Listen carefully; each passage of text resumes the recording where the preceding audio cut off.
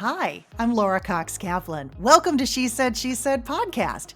Here on this podcast, we talk about the building blocks and the micro habits that help us create real and lasting influence.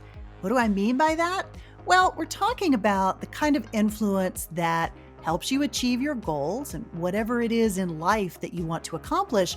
But perhaps most importantly, it's the type of influence that helps you create real impact and that enables you to truly thrive.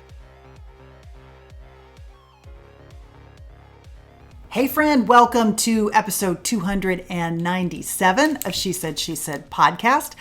I am still on break from recording the podcast, but I did want to share a very timely Encore episode with you. Right now, the U.S. election cycle is fully underway, as you well know, and civility can feel like it's reached an all-time low. You couple that with troubling episodes of violence against public officials, against their families, against elected officials, including a recent assassination attempt against a former president. It is really, really scary. Regardless of your political affiliation, this is very troubling. And that is true, especially in a democracy like ours. And it's something that I think most of us believe has gone way too far. But how do we begin to turn this unfortunate trend around? And how do we create a more civil society where the focus is on how we interact and how we treat each other, and the connection between civility and all of these things?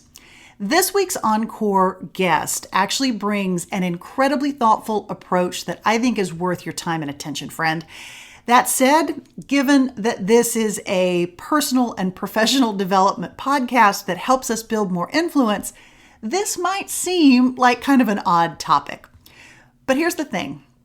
One of the most essential building blocks for creating influence in our lives is how we relate to and how we treat others.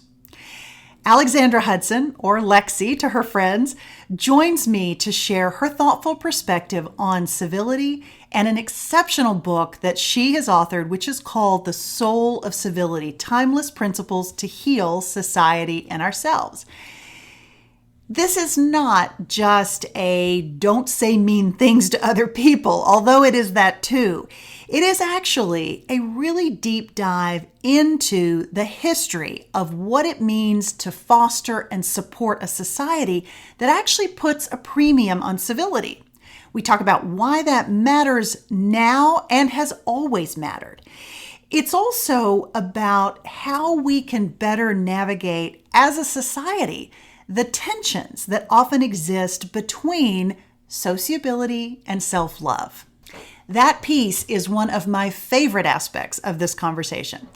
Now, friend, imagine this as you think about your, personal and professional journey. You are maybe at the helm of a new business, or you're stepping into a promising new role and you're eager to make your mark. And the temptation to really charge ahead with a single-minded focus on your goals can be intense. But as Lexi unpacks with me today in this conversation, there is a hidden danger in pursuing our self-interest too zealously. Her insights on this topic will give you lots to think about and, frankly, some better ways to navigate and balance that tendency more effectively. Lexi and I also talk about how tying personal identity with political affiliation is actually one of the reasons that has pushed us as individuals and as a society further apart. We also talk about some of the ways that we can begin to change that.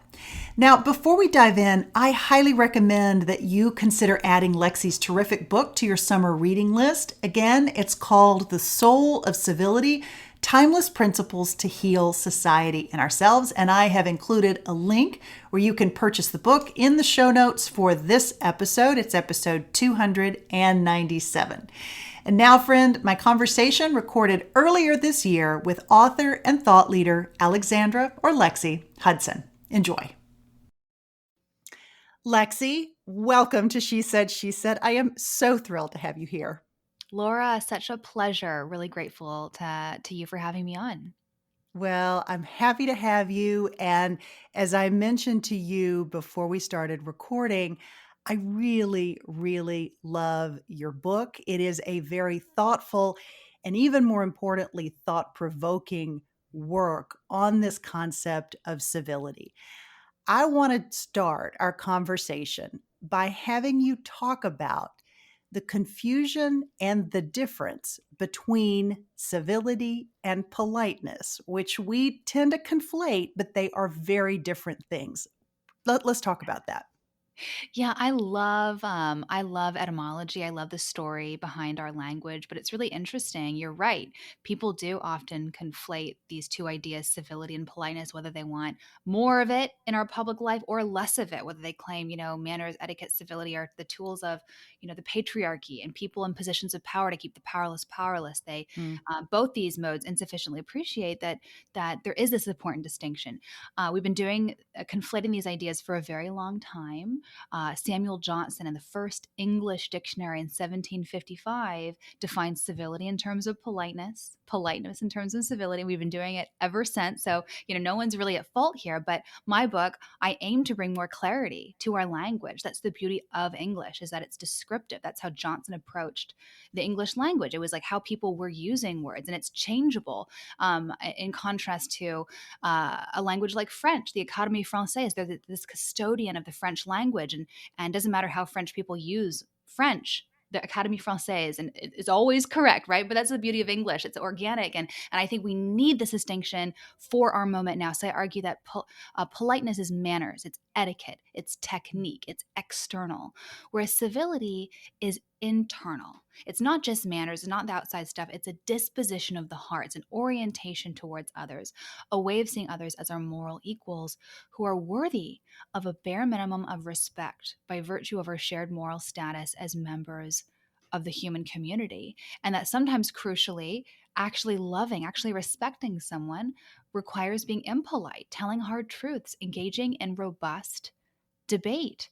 And in our world today, we're kind of afraid of offending others. We're afraid to risk putting ourselves, we're afraid of, stepping on people's toes. But we forget that risking offending someone, risking telling someone a hard truth is actually a way to love and respect others. And it's certainly what we need.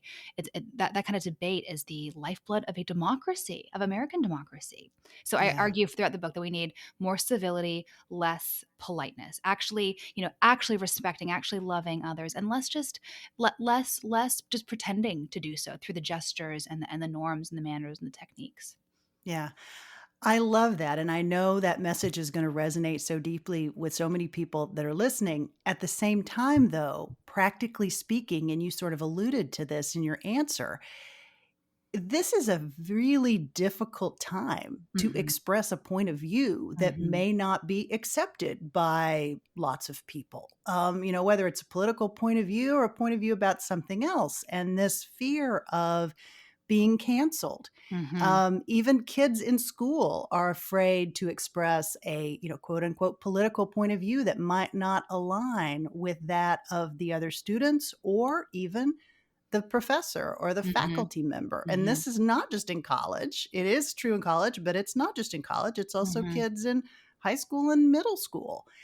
So talk about how do we square this circle with this real challenge that we are experiencing in our society, in our culture of people afraid to speak up, the Hmm. impact that that has on this idea of civility. Help me break all this down. It's a great insight. And I think you're right. Many people are afraid. They're afraid of being canceled, afraid of being silenced, called a, racist, bigot, white supremacist, all these horrible words that are losing their power because they're just tossed around. They're used willy-nilly, like all the Mhm. time. And but what's interesting about that, as people are simultaneously afraid, and kind of going on the extreme of being nice and polite and staying silent, right? Um, they're simultaneously supporting strong men, like, the kind of Donald Trump effect, that are unafraid, right? Mm. Unapologetically puncturing through the culture of silence and hypocrisy, and the tone policing, the political correctness. And that's all of that's Donald Trump's appeal. That's his promise, right? He's your bully. He's going to stand up for you because you have been silenced. You've been marginalized. And I think so. I learned this firsthand when I was in government. I was with Secretary DeVos at the United States Hmm. Department of Education, and I saw these two extremes, both within my political team and in the civil service. But I had been raised by my mother, this etiquette expert, Judy the Manners lady, who trained me to be courteous and other oriented and polite to everyone I met. And then when I got to government, my faith in my ability to overcome differences and flourish across disagreement was refuted. I was in this environment for a year of my life of anti-human flourishing. It was just total like survivalism. And I did see these two extremes. On one hand, there was the bullies, like the hostile contingent with sharp elbows, and you knew what they wanted. You knew they were not afraid to step on you or anyone else to get what they wanted. And I said, okay, like I know where they stand, and I know to stay away from them, stay out of their way. And on the other hand, there were people who were polished and poised, and they were nice, but these are the people who would smile at me one moment and then stab me and others in the back the next. And I realized these were actually the more savvy politicos. Mm. And these are the ones that scared me. These are the ones that I was like, oh my word, this is like subterfuge. This is guerrilla warfare. I don't know when I'm being like, when someone's actually my friend and when they're just using me, to get ahead. One time a colleague, approached me and said, I looked radiant that day and I was brilliant, by the way. And could I please just help him on this one tiny little project?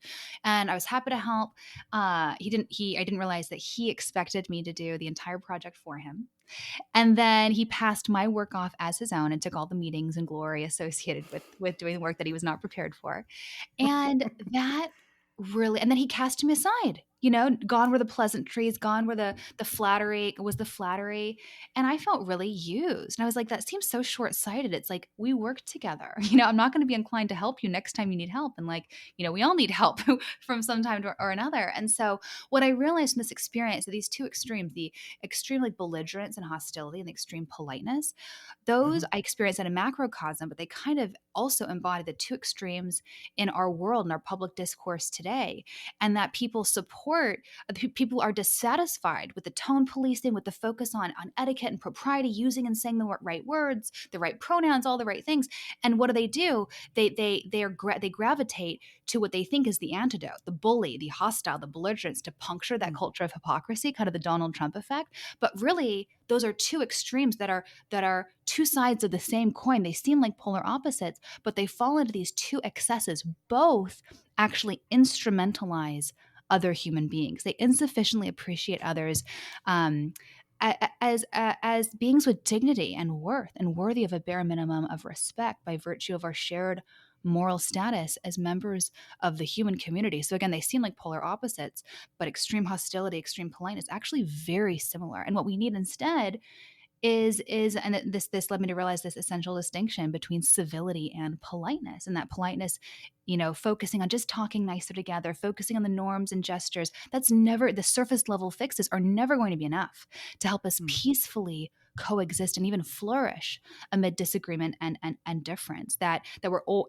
if we just focus on the politeness, we're always going to be tempted to these two extremes. But instead, we need civility, the disposition, and to cultivate civility and to celebrate civility in our public life, the robust truth telling and spirited dialogue that is also respectful, that those are not mutually exclusive things. That's actually like what a democracy in fact depends on.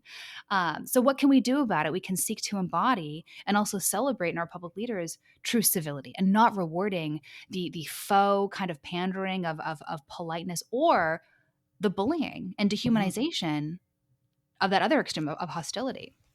Okay, let's talk about what that looks like in practice. I love what you just said, and I think it's such a thoughtful way of really encapsulating what is happening at this particular moment in time. But what do we do? Mm-hmm. It's a great point. I mean, whether you're in the Beltway, as I was, I felt totally helpless, or whether you're, at not at the fringes, or the periphery of American public Hmm. life, and in the heartland, it's easy to feel helpless. that we're just one person, and like, what can we do in a country of 300 plus million people? Um, and when this problem is both timeless, as Mm. I talk about in my book, not a new problem, not an America problem, not a democracy problem, not a Donald Trump problem. This is a problem of the human condition that we've been grappling with as long as we've been around as a species. So, like, what can we do when it's intractable and when it's timeless and it feels like we're just one person? What can we do? And the core message of my book is that we can do way more than we realize. We have way more power to be a part of either the problem or a part of the solution than we realize. You know, the subtitle of my book really encapsulates my theory of social change. My book is called The Soul of Civility. Subtitle is Timeless Principles to Heal Society and Ourselves. And I believe that us choosing to reclaim our power, our civic sphere, and to change ourselves, to heal ourselves, because I think we are, many of us are hurt and broken and have, borne the wounds and suffered at the hand of just the brokenness in our public discourse. But choosing to heal ourselves, that we can change the world around us too. And I give many examples. Hospitality. I talk about the porching revolution. I talk about just friendship, reaching across the divide, and staying curious, inviting someone into dialogue across difference, and having that sort of open mindedness that is so countercultural in our world right now of certainty and of tribalism, where being Mhm. curious about the other side is seen as betrayal, Mhm. and that is anti-democracy, that's anti-human flourishing. So there's the undercurrent of my book, and I hope that those listening will buy it and read it and feel empowered to because every at the end of every single chapter I have 5 to 10 practical ways that this applies to your life now, and ways that you can take the ideas of the chapter and live them out and be an essential tool of social healing in our world right now. Yeah, you're reinforcing something that it resonates so deeply with me because it is in large part about personal responsibility. And we Hmm. talk a lot on this podcast about this big idea of influence, right? And what that means and how you can break that down in the ways that you can create true influence. But it's those personal actions. And Hmm. that's what you're talking about. It's that Hmm. personal responsibility for taking these particular actions, thinking about those, the thoughts you're thinking, the ways that you're interacting with others, the ways that you're engaging with them. You talk about in the book, and no one will be surprised to hear this, related to loneliness and isolation being Hmm. such a huge societal problem right now. And you talk about civility being an answer to Hmm. that problem. Let's talk Hmm. a little bit about how that works and how you think about that. Well, you're right. It's no secret that we have this crisis of social personal alienation, of loneliness, and of that is manifesting in division and the brokenness that we see playing out in public life, but that comes from like often a personal brokenness, personal alienation. And Hannah Arendt, the German Jewish philosopher, was really thoughtful on this in her book, The Origins of Totalitarianism. She is looking at the Third Reich. So she was living in Germany, was forced to flee Germany because she was Jewish, and she talks about the crisis of alienation in the Third Reich that helped lead the way for a strongman, Adolf Hitler, Mm. to come to power. That there is a real connection between totalitarianism and alienation, and so that this is a threat to our democratic institutions. And yet, what's interesting is that though this is a core threat to our democracy, our free and flourishing way of life, our institutions cannot fix alienation. It is a local, it's an individual, it is a personal, voluntary, Mm. a cumulative act of voluntary acts that can be a part of the solution, which is why I didn't write my book to Congress. I wrote my book to everyday Americans as a handbook to social healing, personal and societal. That we can't have I have a whole chapter, for example, on hospitality, which is a high and noble expression of civility, of reaching across the divide and transforming the outsider to the insider, the stranger into the friend. I have a whole chapter on civil society and why civility, the little daily acts of kindness, courtesy, other-orientedness, that supports our freedom and flourishing. And that's this, famously, this this third space, this space between government and the individual that is voluntary and cooperative and sees needs, and as Tocqueville famously observed in America, when there's a need, we don't just sit around like the French and the English do and wait for the government to come in and act. Tocqueville said Americans rise up and we take action and we take initiative ourselves, and that is where the solution to our loneliness epidemic will also come as well, with not with any government policy or directive mandating we host dinner parties or have at least 5 friends, right? Like that's just absurd. That's the stuff of like, tyranny and totalitarianism. Right, right. And that's what's so interesting and beautiful and fascinating, and I think important about this topic, and why I think my book is important right now, is that it's encouraging us that we all have a role to play. And we can't just delegate the authority and hope that someone else is going to fix it. We certainly can't just blame or expect our public leaders to. It starts with us, and it starts right now. Yeah. So you come to this notion of understanding and really embodying this idea of hospitality very naturally. You mentioned your mother a moment ago. I'd love for you to talk about how you grew up and how this idea of hospitality was really ingrained in your upbringing. Yeah, my mother, she's the most other-oriented, gracious, kind person I've ever known, and I think maybe has ever walked the earth. She's just a remarkable human being, and not a mean-spirited or malicious bone in her body. And our home growing up was just a revolving door of strangers. And so it's funny, and so that's how I was raised, and that's how, my husband and I, we love having dinner parties, we love hosting. Although it's funny now, my parents are currently staying with us, and they plan to be, living with us for an extended amount of time each year, which is great because I have 2 young kids and they love their grandparents, and I love the Wonderful. childcare help. But the funny thing is, like, my mom will just be out for a walk and she'll be constantly just bringing home strangers. And like, I meet my neighbors because she just brings people into my home for tea. And I'm like, okay, like, welcome. I'm in my pajamas, or I'm like about to hop on a podcast, but, welcome. Great to meet you. And, sometimes it's like, Mom, have a little bit more discretion. Like, it's not your home. This is my home. It's not your home. But it's so true. Like, it's just, it's an indefatigable will to know and see and love others. Like, that's unquashable. Even when I say mom, like, just know people today. Like, I love people, but I also love my alone time. And I have like strict boundaries in place to protect Mhm. my mental health and my, personal habits of renewal and restoration and resilience. And my mom is just like, go, go, go, other humans all the time. And so like, but even, so she's like that, that's just the way she's built, like a zealous extrovert.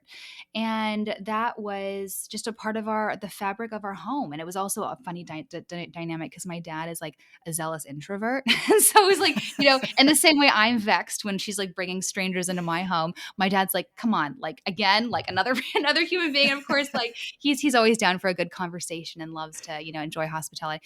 So that was just a part of our home life growing up. And, my mom, she also speaks many different languages, and she has this hobby of learning to speak languages, saying hello and common greetings and common sayings and songs in other languages. And so she can greet people in like, 45, 50 languages. And it's just the Amazing. way, it is amazing. And it's like, that's a very practical hospitality. Like, she's lived all over the world, but we've spent a lot of our lives, like, I'm from Los Angeles, but raised in Vancouver, Canada. But they're very multicultural places, right? The world comes here, and the world is all around us all the time, and we don't appreciate that. And when you're a minority in a culturally dominant society, when someone from the culturally dominant group reaches out and sees and knows and loves you using your native tongue, that's like unbelievable. Let alone when it's a tall, beautiful blonde woman who's like, not just, I know your language, but come into my home for dinner sometime, like, it's unbelievable. Like, drives me crazy sometimes, I will be honest with you, but she has just blessed so many other human beings in her life. And, she got it from my grandmother, who I write about in my book. I call my grandmother Margaret. I call her the concept that I, coin and unpack in her life is the mellifluous echo of the magnanimous soul. Just the Mm. power of one person, one magnanimous soul who's so self-composed that they become utterly self-forgetful when they engage with others in the world and are just totally other-oriented and present with others. That leading your life that way of just presence and other-orientedness, it leaves a mellifluous echo in your wake, a virtuous cycle, that a gift that keeps on giving across time and across place. We all know those stories, the sort of J.D. Vance hillbilly elegy narratives of one, or personally, the stories that dominate our headlines of drug addiction, of crime, one person's mistake, selfishness that affects dozens of others in their immediate Right. sphere, right? And across generations too. Vicious cycles that are put into play when other people act according to their self-love and according to selfishness. But the inverse is also true. Like, we know that people have power to make the world worse and to negatively affect those around them. But the inverse is also true. And people choose to live their lives according to this logic of other-orientedness. There is great power that in ways that we will never see and are unquantifiable, and we will never appreciate this side of eternity, to make the world a better, brighter, more connected place. And that was my grandmother, Margaret, my mom's mom. That's my mother. And that's what I aspire to be, although I do so imperfectly. And that's what I aspire to embody. And for my kids as Mm. well. I want the spirit of true civility, genuine love, wanting to know, see, and be present with others. I want that to pervade our home life and be an example to them. Like, that's another way in which we can each be part of the solution. We insufficiently appreciate the way our lives are testaments to these ideas, especially to the young ones. Even if we're not actively parents, there are always people watching us, always young people looking up to Mhm. us, whether we want to or not. And that's a powerful instructor, a powerful teacher, probably the most powerful one, in fact. Yeah, absolutely. That's a really beautiful thing.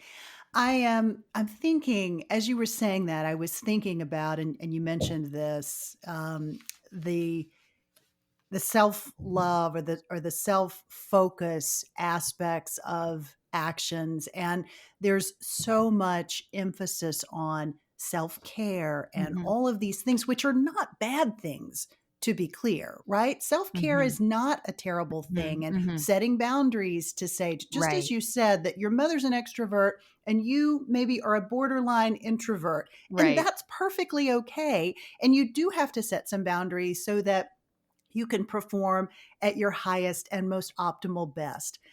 Let's break down, though, a bit more where self care becomes sort of run amok, if you will. Mhm. And if you're raising children, and especially girls that are teens, are tweens, and social media is a present topic. I know you're not a big fan. I am, but also recognize that we have to manage that.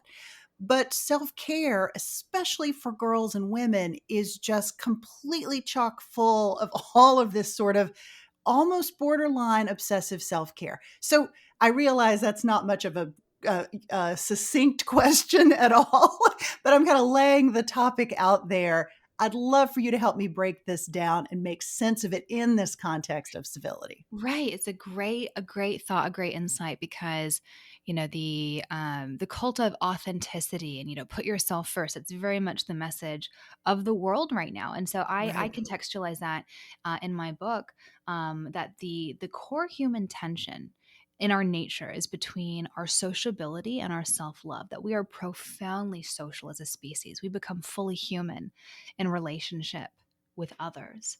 And yet, morally and biologically, we're driven to meet our own needs before others. And those two facets of who we are in tension. And the process of civility is the habituation, the education, the conditioning, and the practice of learning when to surrender the self for the sake of the social, so that we can become fully human and cooperate and thrive and flourish as individuals and as a species. But that's the core human tension and the human condition: love of others, love of self. And that is why this challenge has always been a problem. Again, why it's not a democracy problem, not a now problem, 2024 problem.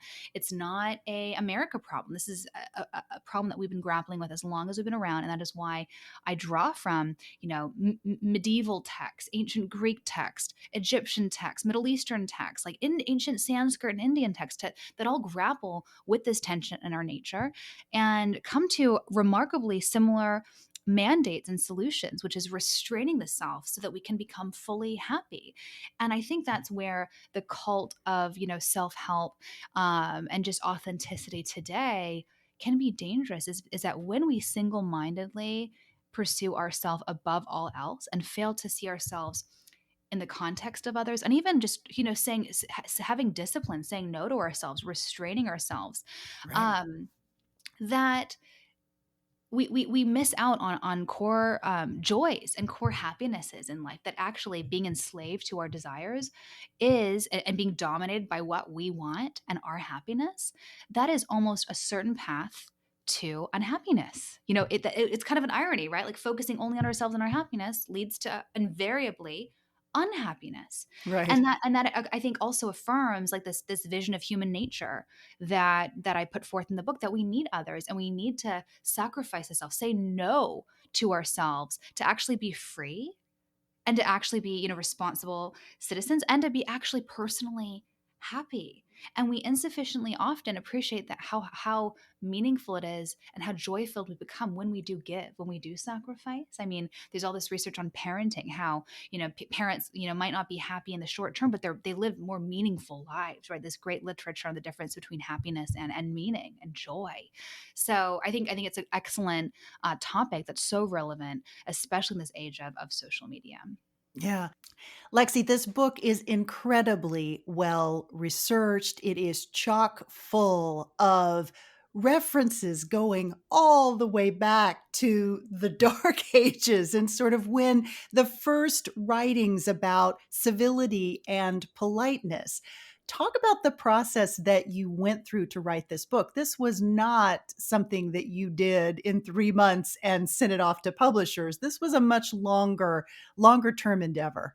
That's right. I've been thinking about these ideas my entire life, probably because of the way that I was raised. Just my mother asking us to, set the table just so. And we had all these, expectations that surrounded us and I always kind of questioned them. This won't surprise you, Laura, that I, hate rules. I hate being told what to do. I'm constitutionally allergic to authority. And so, my mother would tell me what to do. And I want to know why, what's the underlying philosophical reasoning.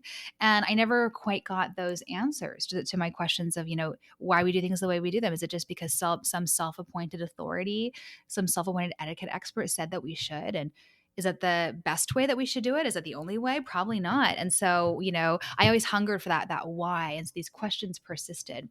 And I also, it was, so to some extent my entire life I've been working on this book and thinking about these ideas, but then it was the catalyst, the immediate impetus of the book was being in government, being in this Mm. environment of anti-human flourishing, that caused me to zoom out and think about these big questions again, like what does it mean to be human, and what is the bare minimum of respect that we are owed and owe to others by virtue of our shared humanity, and what does that look like in practice, even in our deeply divided time that we find ourselves in now, when the stakes feel existential, they feel really high. What then? Mm. What do we owe others, and what are we owed as well? And what are the implications for our democracy and our freedom and Right. our flourishing? And that was kind of the moral philosophical foundation, that the core set of questions that I was thinking about as I was writing this book, that I started writing over 5 years ago now, but had been thinking about and writing about in essays forms way before then. Um, and then I zoomed out and looked at other cultures and wanted to incorporate, if I wanted this book to be representative of not just the American condition but the human condition, then what can we learn? And we can learn a lot, because thoughtful people have been grappling with this question independently across time and place, and they have independently said, happiness and the good life and human flourishing is found and restraint of the self, not single mindedly pursuing our self satisfaction, that we have to consider others alongside of our own. That is the stuff of the good life. And that's also the stuff of civility, as I define it and explore it throughout the book. And I think there's a certain like warmth and in that there is this continuity. Like we can just be, we're connected to those that have come before us, both in the Western context, but and it does kind of in other contexts as well. And that kind of affirms our common humanity in a really beautiful and unique way, that we're not alone in grappling with this. Because I think that part of the challenge is that it feels so intractable when we do feel alone. But it's like there's a lot that we can learn from those that have come before us, and that's very much the ethos that pervades the book. Yeah, I love that. I absolutely love that. I'm curious though, because you had been thinking about this topic and these series of topics for so many years, you probably went in to this exercise with some pretty firmly held beliefs. And I'm curious as to whether your mindset changed as you really delved into doing the work of putting the book together. Oh, I love that question. Like, where did I change my mind? Or Um, did you, right? Maybe you yeah. didn't. Well, I think one thing that I found really beautiful and fascinating is that, insights and truths that I had held and I'd been raised with in my kind of Judeo Christian Western context, that they were reinforced by other ethical and philosophical and religious traditions as well. Mm. That, just this note that there, like, for example, Confucius, Muhammad, and Jesus Christ, they all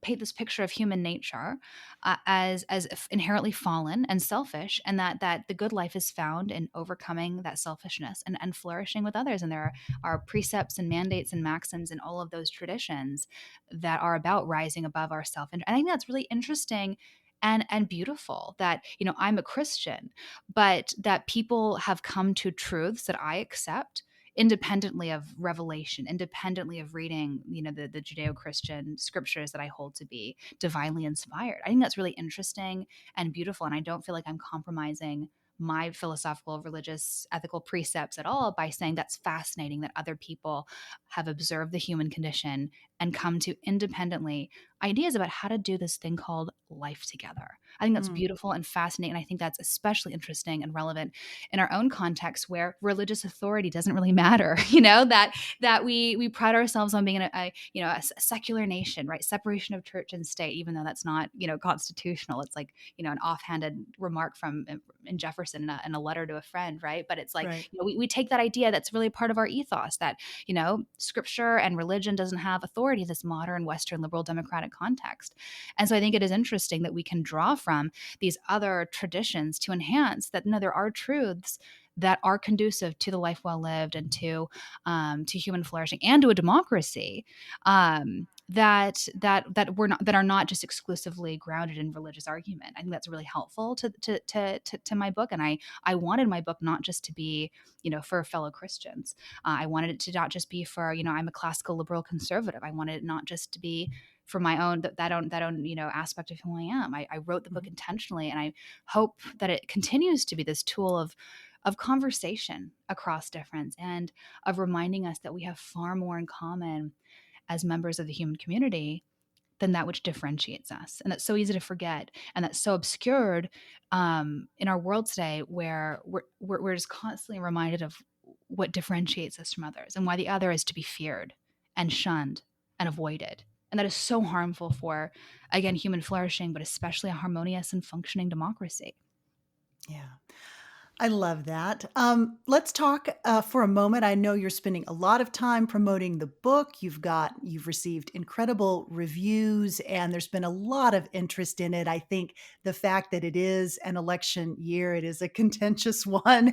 I think also will give the book, a lot of opportunity to really, hopefully, speak to people Mm-hmm. and have Mm-hmm. people consider maybe behaviors and just Mm-hmm. mindsets in perhaps a different way than they might otherwise. At least we can be hopeful related to that.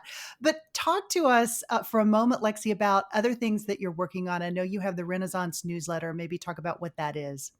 So, Civic Renaissance is my newsletter and publication and intellectual community dedicated to beauty, goodness, and truth, and reviving the wisdom of the past to help us lead better lives today. So, I encourage anyone listening to join us over there and get a free mini course called Greek Mythology in 10 minutes. If you sign up for Civic Renaissance, it'll get automatically delivered to your inbox. A crash course in kind of the stories that form the basis of what I call the great conversation, the iterative dialogue across history and culture amongst thoughtful people about questions of origin, purpose, and destiny in human life. And so my next book is on autodidactism or lifelong learning. And it's about Hmm. why you don't need to go to school or even be in a classroom to get an education or to lead a robust life of the mind. And I hope it's kind of a calling card for people that are just kind of disillusioned with education or people who love learning, but education time in the classroom kind of took that away from them. That's for students and for teachers. I know so many teachers who left the profession because they're like,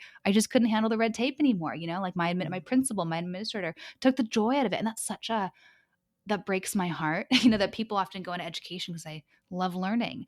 And, I'm someone that, and then that often gets crushed both from students for students and for teachers. And I'm someone who had the privilege of being raised in a home of intellectually curious people. My parents are both lifelong learners. They're very, credentialed. They've gone to many institutions of higher education and have multiple graduate degrees, both of them. But they know that learning is a way of life, and it's a lifestyle of wonder and engaging others with a sense of awe and curiosity that I think ties into the themes of my current book about my curiosity, just not just saying you think a certain thing, therefore I know all there is to know about you, but approaching others with kind of a wonder and interest. Like, why do you think the way that you do? Like that both can go a long way to healing our deep divides, but it's also the stuff of the life well lived. Like there is no if you're a curious person, you will never be bored, because you know that Yep. every single experience and every single person has something to teach you. So it's like a little bit of self-help, and it's like kind of orthogonal but related to all the literature being published about higher education right now, and like, what is it? What should it be? It's so expensive. Are kids even learning anything? And I'm like, well, I have a little bit of an answer. Like, actually, they're, some of the best, most important aspects of education, you don't actually need to get in a four-year degree, that you can just pick up a great book and start right now. And that's really when your education begins. It's like when finally your schooling ends, So the lifelong learning is the next book. Oh, I love that. Well, an open invitation to come back and talk Thank to us you. about that. I absolutely love that. I have loved this conversation. Alexandra Hudson, also known as Lexi, thank you so much for being here today. I really appreciate it. Such a privilege, Laura. Thank you for having me. Hey friend, I hope you enjoyed this conversation with Lexi Hudson as much as I did. Remember, you can purchase her terrific book via the link I've included in the show notes for this episode. Again, it's episode 297. As always, I'd love your feedback on this or any of our She Said podcast episodes. You can reach me via the contact link in the show notes, or you can email me directly at info@shesaid.media, or connect with me on social. I'd love to see you there.